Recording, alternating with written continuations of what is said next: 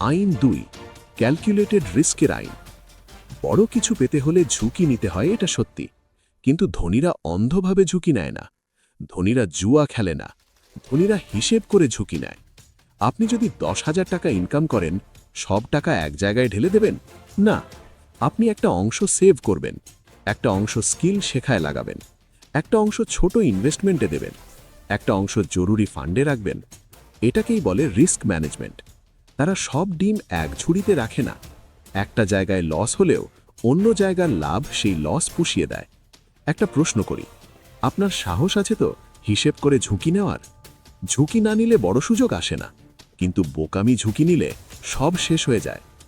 ধনী হওয়ার আইন হল, রিস্ক নিন কিন্তু চোখ খুলে। আইন ৩, ফাইন্যান্সিয়াল এডুকেশনের আইন। স্কুলে ওদের কি শেখানো হয়?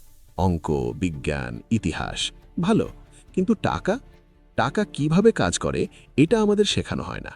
ফলে আমরা বড় হই, চাকরি করি, আয় করি, কিন্তু টাকা হাতে থাকেও না। কারণ আমরা জানিই না টাকা কিভাবে ধরে রাখতে হয়, বাড়াতে হয়।